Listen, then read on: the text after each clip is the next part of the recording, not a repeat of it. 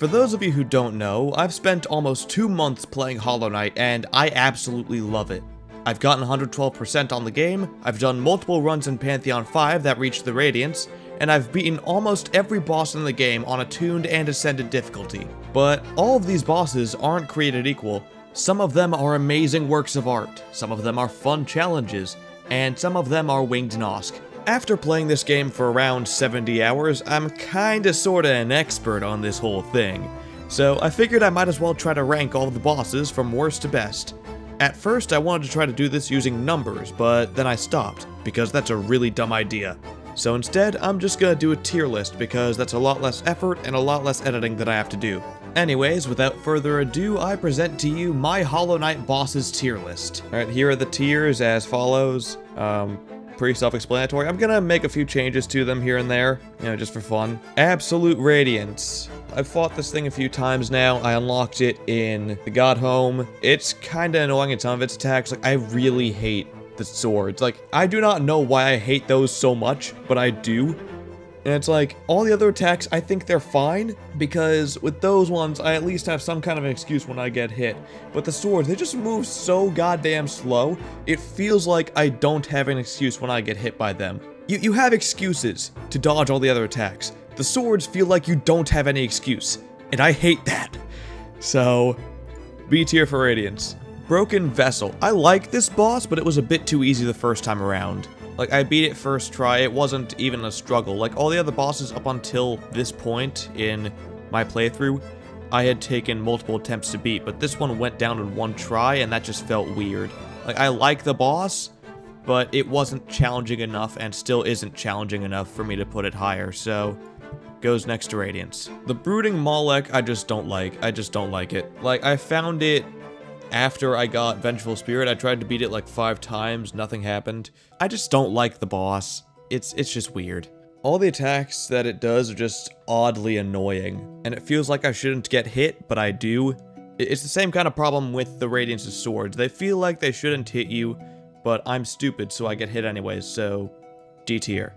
Oro and Mato. They're fun, but they're also difficult in a way that isn't fun for me. There's a lot of deeper context in their lore and their story writing. We know that they're estranged, and we know that they come together for this one moment, so that has some weird story significance that way. I think it's cool that they use the attacks that they actually teach you, like Oro uses his dash slash, Mato uses his cyclone slash. Overall, it's a really good boss. I think I'll give it A tier. Crystal Guardian is kind of just there. He's fine, like he's okay, he's C tier, but there's nothing really special. Dung Defender. I'm gonna put it in B tier as well, but I'm gonna put it at the top of B tier because I just like it better than the other two. Elder Who is literally just Shade Cloak the boss. Like, if you know Shade Cloak, you beat this easy. But at the point in the game where you meet him first, where you don't have Shade Cloak, he's actually like decently difficult. He still goes down first try, but it's not an easy first try boss. He is a warrior dream, so he can only go so high. I'm putting him at D tier because it's D tier, there's nothing else to say. Enraged Guardian goes in F. Crystal Guardian, perfectly fine, he's an okay boss. An okay boss. Why did you have to give him 2 damage attacks? Like, that just feels completely useless, and it feels like it was just a waste of time for the people who beat him. F tier.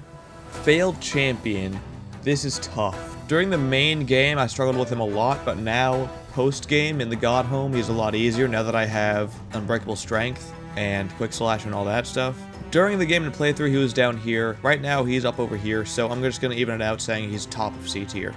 False Knight is a perfect first boss. It looks intimidating, it looks powerful, but once you play the game and once you actually learn how to get good, you realize that he's not good at all. And that's exactly what a first boss should do. It should be difficult for the time, but it should be easy as shit later on. He's an introduction to what bosses are, and he's an introduction to the appearance that bosses have, so that later on, smaller bosses like Broken Vessel, like Hornet, can be there to subvert those expectations and still give you a tough fight and make those bosses more appreciable. So, False Knight, perfect first boss. I'm putting him actually above Oro and Mato.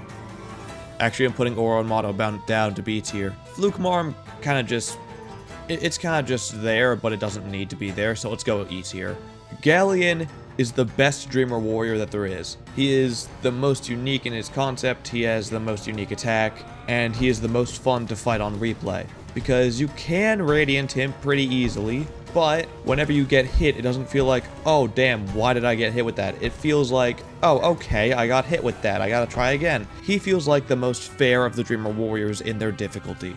God Tamer just took me a while to figure out, and it was really tedious the first few times that I fought this one, so that gets a nerf down. It would normally be B or C, but I'm putting it at D just because it was annoying. This is all my opinion. If you disagree with my opinion, that is perfectly fine, but I just don't like God Tamer that much. Gorb just kind of does nothing for me, so let's put him in C tier. Alright, Nailsage Sly goes in A. Again, another subversion of the big boss, big, strong, and scary boss thing. The only reason why he isn't going in S is because the way that you have to fight him is annoying. I've beaten him taking only 1 or 2 hits, and the way that I've done that is literally just hit him once and then dash backwards. And do that same thing, rinse and repeat, every single time that he goes for anything. The first stage I take 1 or 2 hits, the second stage I go hitless on easily. But the way that you have to fight him, because of the size of his nail and because of the size of his hurt box, it's just a little bit tedious and a little bit too annoying for me to put him into S tier. Gray Prince Zote is amazing. I do not care what anyone else thinks. Like, I thought that he was bullshit the first time that I fought him, but that's because that was the first time that I fought him. Every single time that I fought him from then onwards, I have had so much fun. The concept of this thing not being an actual physical tangible boss, but the mental perception of one person and how they see themselves, that idea is brilliant, and it's just a lot of fun beating him on all of his different levels. Like, this guy I complete on Radiant for fun. I replay him on Radiant, and I beat him on Radiant for fun. That's how much I like this boss. I'm gonna quickly rename the tiers, actually. Yeah, that's better.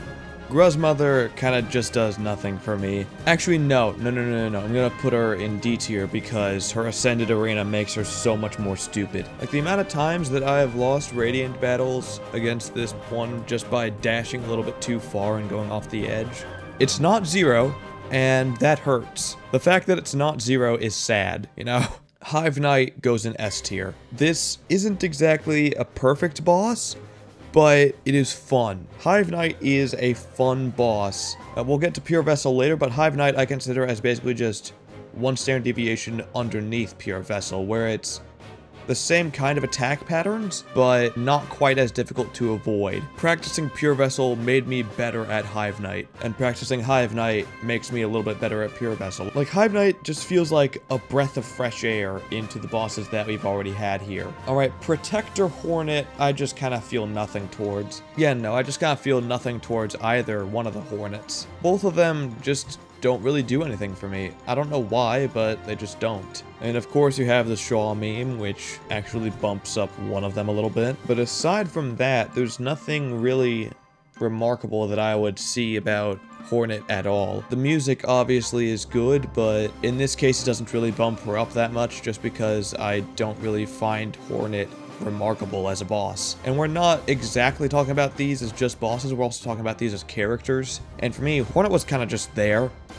Like, she didn't really do anything, she was just there. Lost Kin is goated. I don't even need to think about this. If anyone says that Lost Kin isn't goated, they are lying or they are wrong. Actually, I might as well talk about Mantis Lords in the same vein. I'm gonna put Mantis Lords in really damn good. Mantis Lords is the fight that hooked me into the game. It was the fight that made me learn exactly what it meant to do combat against a boss in this game. It was fast, it was upbeat, it wasn't really difficult, but it made me feel like I was doing a lot, even though I really wasn't. It made me feel like I was doing things that were so much cooler than they actually were. And I feel like that's exactly what a boss should do. It should make you feel cool. It should make you feel awesome for beating him. And that's exactly what the Mantis Lords did for me. Mantis Lords were my introduction into bosses in general and my hook into the game. Lost Kin was my hook into difficult bosses and my introduction to actually grinding out with a boss.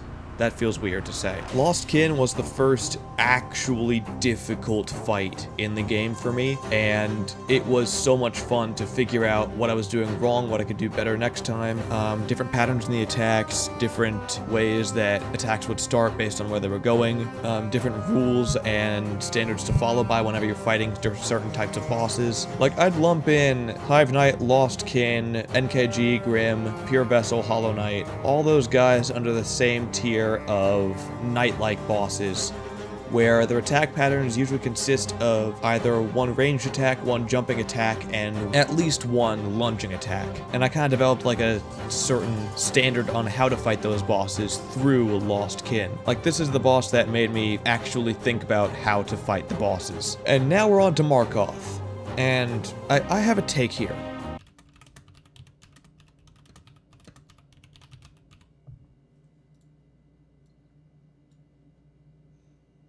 Markoth is not a bad boss. Markoth is a good boss, even. You just don't like him because you're so dead set on beating everything on Radiant that you can't just sit back and have fun for a bit. He is a perfectly fine boss, and I don't understand why people just don't like it. Like, it's literally just because of the Radiant mode. Radiant moding a boss isn't everything. If you disagree, that's fair enough, because his Radiant mode is dog shit, but we're not just considering the different difficulties over here. We're not just considering Ascended and Radiant. If you don't have fun playing them, then why the fuck are you playing them? You don't need to beat everything on Radiant. You just started and you don't want to stop. Like, Markoth just gets a bad rap. There's nothing really bad about Markoth aside from the fact that his Radiant mode isn't good. And you guys have just lost to that so many times that you can't see him for anything else but the Radiant mode. But I can, okay? Markoth is a good boss. Say it with me now. Markoth is a good boss. Alright, Marmu, D tier. Why the hell is this here? Moss Charger, and I guess it's meh. It's kind of just a nothing boss for me. It took way too long for me to figure out how to beat this on Radiant, so that kind of bumps it down a little bit. But it's just kind of there. It's probably the easiest boss in the game if you figure out how to walk forward with Quick Slash. Like, Quick Slash, Mark of Pride, Long Nail, those are the only three things that you need in order to beat this boss. Alright, Nightmare King Grimm goes in the goated tier along with all these guys. NKG was another case like Lost Kin, where it forced me to actually figure out how to dodge some of the attacks and how to actually beat the boss. Some of his attacks are a little bit annoying, like the grounded swing forward and then up into 5 fireballs, which is sometimes 7 for some reason. That's a little bit annoying for me because it's just tough to react in time, but that's literally the definition of a skill issue, so I can't really complain. Anyways, soundtrack, do I even need to mention it? It's a banger. Design, he looks cool as hell. Build up to the boss is okay. I just really don't like the fact that you need to have the child with you the whole time.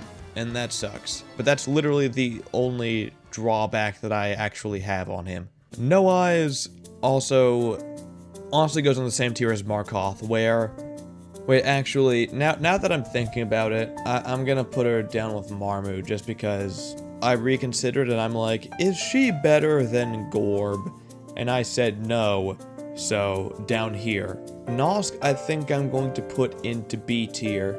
He's annoying at first, his run is stupid, but aside from that, he's kind of just a good boss. Like, he's pretty decent. Attacks are annoying and jaunty, but that's kind of the whole point of him as a boss. The music is insane. That is some nightmare fuel music in the best way possible, and in the coolest way possible. Oblobbles, why do they even exist? Like, get them out. Why do they exist? Like, their attacks are so random and stupid. I hate them so much. Like, there is 0 point to them being here. There is 0 point to them being alive. Paintmaster Sheo is really damn good. Just the concept of him as a boss is amazing. Like, the different colors of paint on the paintbrush depending on the attack that he's doing I think it's a unique gimmick. I think it's a really cool way to telegraph what attacks he's going to do. I do honestly think that Oro and Mato are harder as bosses than him, so I think that their places in the Pantheon should be swapped. Sheo should be the boss of Pantheon 1, Oro and Mato should be the bosses of Pantheon 2. That's what I think personally, but they had to make that work in order to spell out mask with the Pantheon names. Anyways, he's a really unique boss.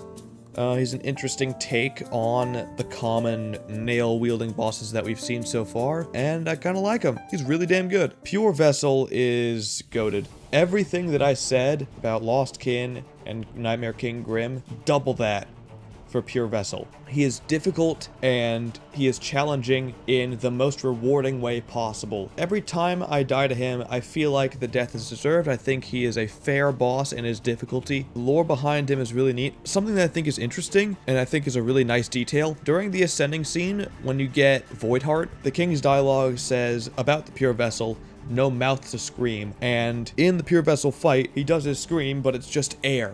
I think that's a really, really nice touch.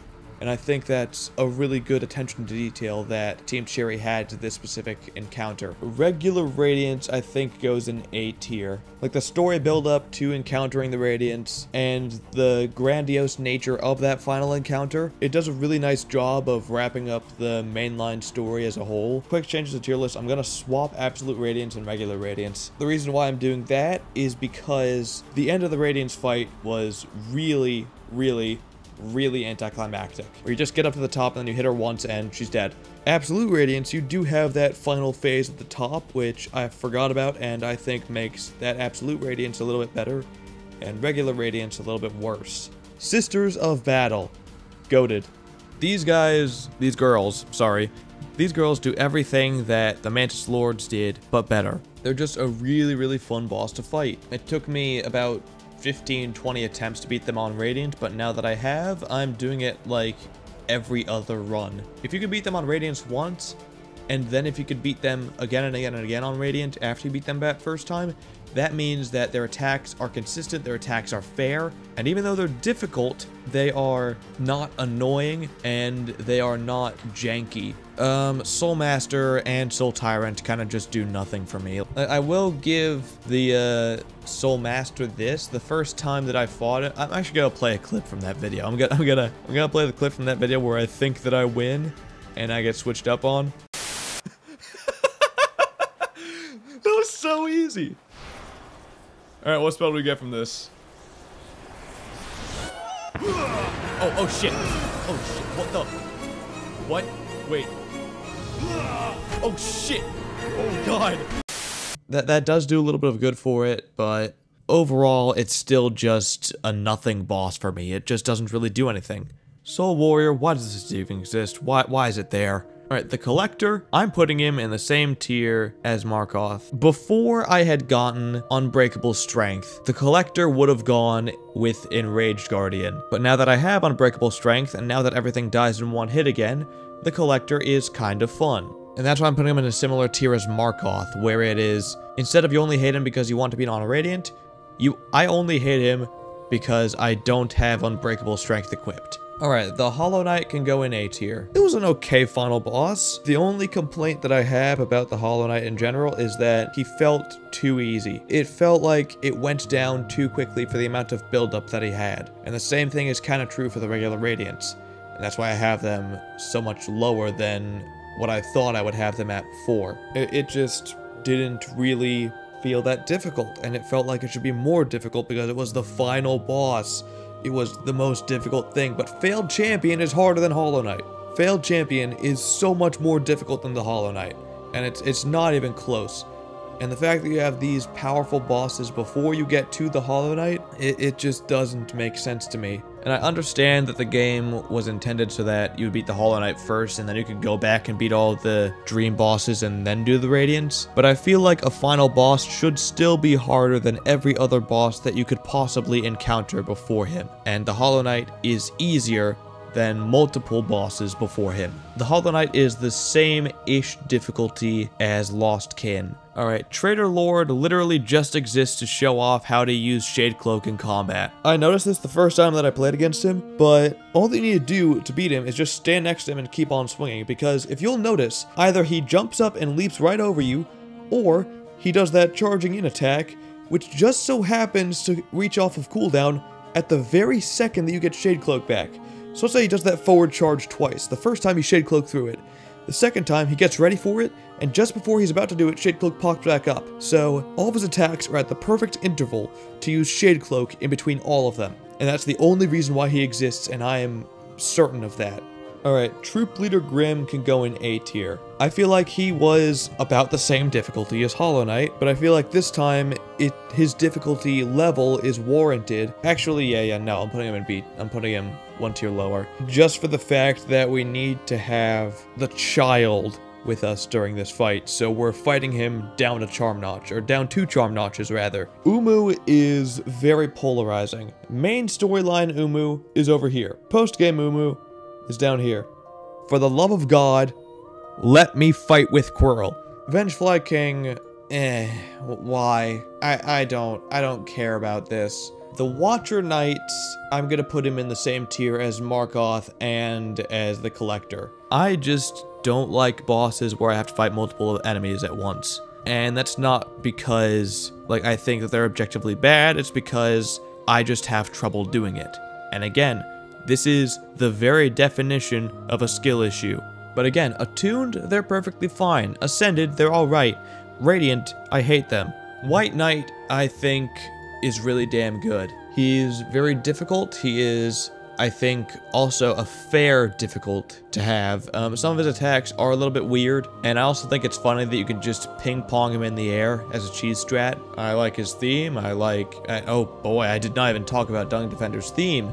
It is so much fun! White Defender is just a very fun boss to face on anything but Radiant. But instead of these guys, he is still a little bit enjoyable on Radiant, and he is still fair on Radiant. So he goes in really damn good. And now we get to Winged Nosk.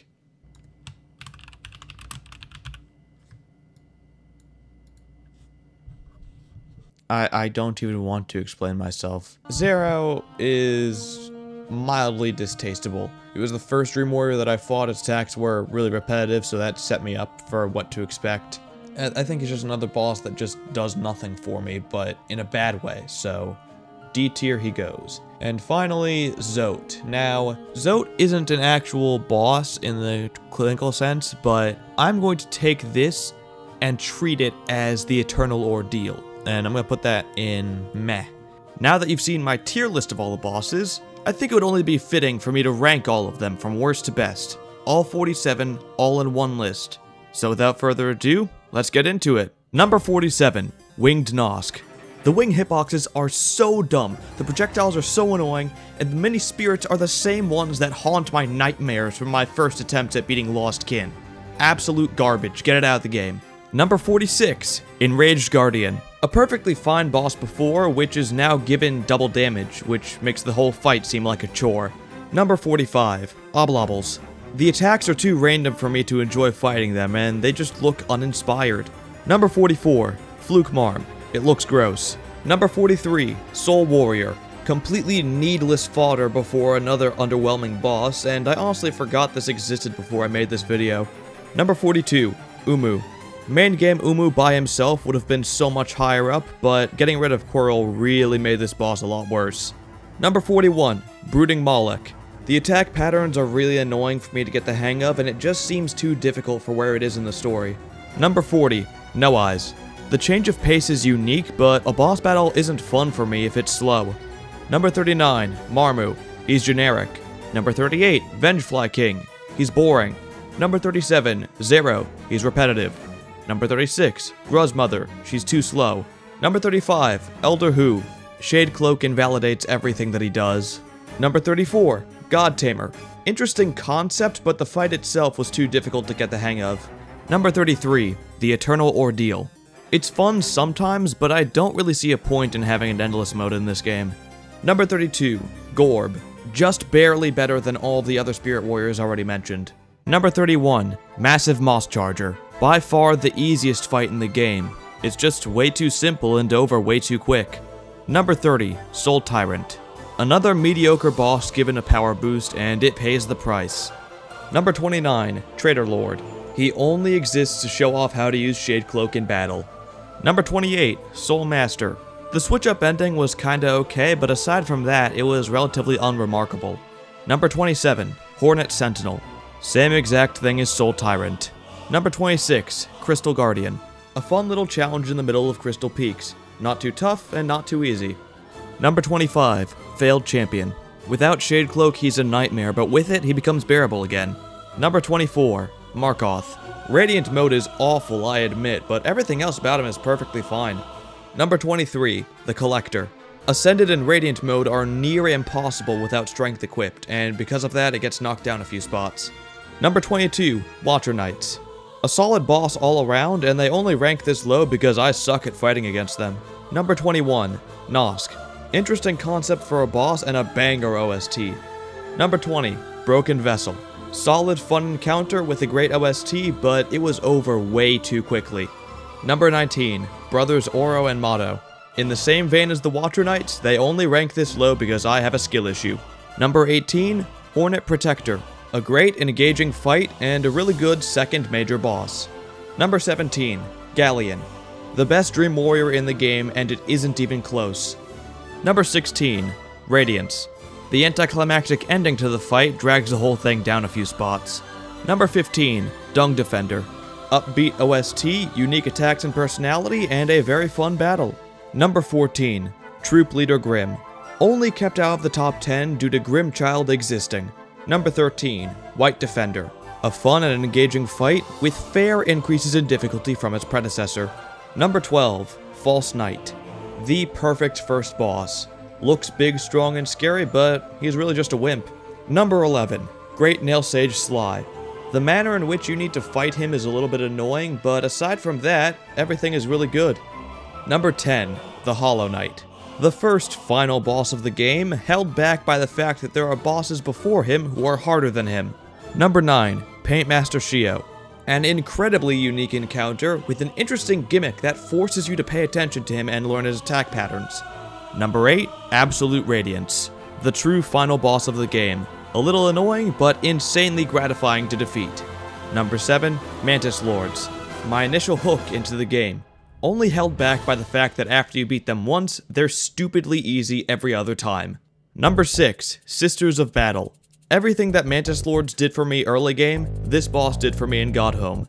One of the most rewarding bosses to fight against in the entire game. Number 5, Hive Knight. Simply put, Hive Knight is a breath of fresh air in the bosses of Hollow Knight. Insanely fun battle, great preparation for Pure Vessel, and he more than stands out on his own. Number 4, Lost Kin. My first truly difficult encounter in the game. I spent 50 minutes trying to beat him in-game for the first time I saw him, and it was worth every second. Number 3, Nightmare King Grimm. Interesting mechanics, difficult attacks to dodge, a banger soundtrack, and it provides the same level of gratification as Lost Kin did for me before. The only reason why it isn't number 2 is yet again because of the child. Number 2, Pure Vessel. The build up to this fight, the lore significance, the attention to detail, the intensity of the encounter overall, and the way the boss manages to be difficult while still being perfectly fair is unmatched in the entire game. The only reason why this isn't number 1 is because that spot has been taken for a very, very long time. And finally, number 1, Grey Prince Zote. This is the polar opposite of Pure Vessel. It's random, it's unfair, it's not significant in any way, shape, or form, but it is still by far my favorite. Yes, the attacks are random and annoying, but if you practice it enough, you begin to see little cracks in the mighty Zote's armor. Yes, he doesn't really mean anything in the lore, but the lore doesn't matter when you set your mind to something and become fully, completely committed. This began as my least favorite boss in the entire game, but I've spent at least 6 of my 70 total hours in this game just fighting against Grey Prince Zote. I just love fighting him so much because every time I fight him, something new happens. No 2 encounters with Grey Prince Zote are going to be exactly the same, and that's what makes replaying him and rebeating him so intensely gratifying and rewarding. Grey Prince Zote is by far and away my favorite boss in Hollow Knight, and it's not even close. I understand that I have some controversial takes on this, but this is all my opinion. This is all just what I think. So if you think differently, then let me know in the comments. If you enjoyed the video, then make sure to leave a like. Also, feel free to subscribe. It's completely free, and you can always change your mind later. Anyways, that's all that I have to say for now. I'm calling it there. See you later.